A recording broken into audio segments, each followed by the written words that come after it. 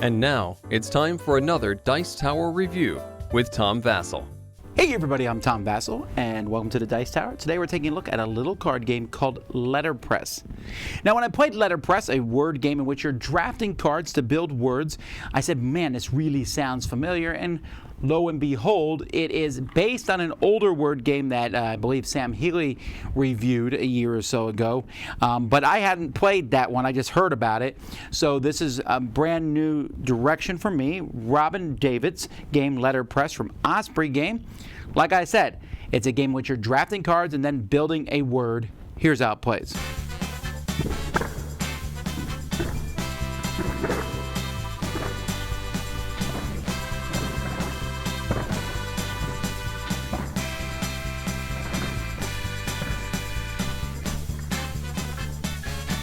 This game comes with 3 decks of cards: challenge, letter, and vowel.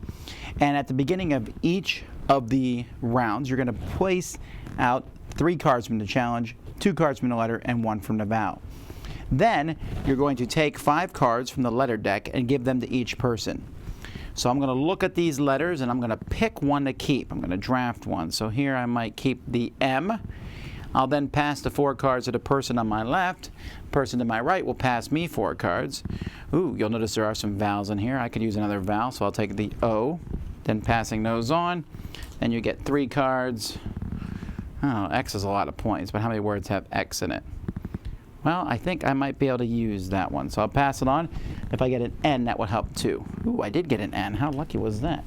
And then I get the last one. So you're going to go around, everyone has 5 cards. Then at the same time, everyone's going to use the letters in their hand, and you can use share letters to make a word. So for example, the word that comes to mind for me would be toxin. So you can see T-O-X-E-N. You can only use each letter once, except the difference, one thing you can do is you can use the same letter if you use it in a row.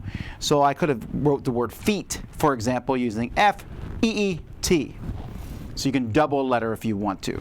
After everyone has made a word, you're going to total up the score of your word. So mine was toxin, so that's 2, 3, 9, 10, 11, 12. And whoever has the highest ranked one is going to go first, and so on. If there's a tie, you go by the highest used letter in your word. If there's still a tie, most letters in the word. If there's still a tie, you draw letters and see who's closer to the alphabet. And that person, whoever's first, is going to pick 2 letters. You can pick from the shared letters or from any player's letters, and you're going to put those in your collection. So maybe I'll say I'll take the T and the X and put them into my collection. Also, if you meet any of these challenges, did my score exactly 14? No, it was shorter than that. Did I use at least 3 cards worth 3 or 4 points in my word? No. And did my word include the letter Y as a vowel sound? No. But if I had done one of these, I would take that challenge card and put it in my collection, if that's what it says here. It doesn't always say that here. Sometimes they'll say things like, add the top card to your collection, or each other player has to return a letter. This is if my word scores 16 points. Once that's done, any cards that aren't used, all cards are discarded except for ones in players' collections. You'll do the same thing. You'll turn over 3 more challenges, 2 more letters, and 1 more vowel. Deal out cards and continue to do this. In the 5th round, the final round, you will take all the cards that are in your collection.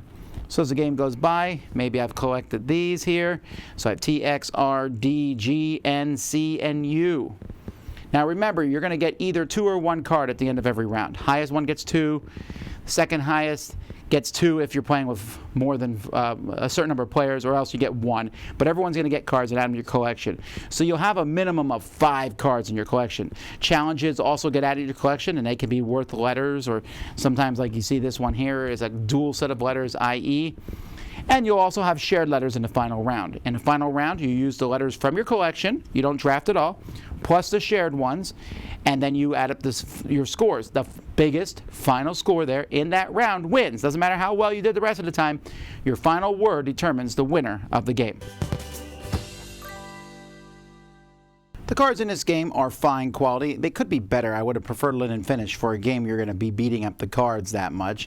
But I mean, they're pretty much straightforward. They show how many points there, the letters on the sides. I wouldn't have been upset had the letters been double-sided maybe, so that you could flip them over in your hand, but it's not a huge problem there. And they fit in the box. Okay, I think this is, I know, like I said, this is a game that's a reprint, and I know this because the reference card says deal out shared letters and author list. Author list, I don't even know what that is. I'm assuming they mean the challenge card, so it must have changed. The rules are pretty clear though and easy to understand, so overall components are good.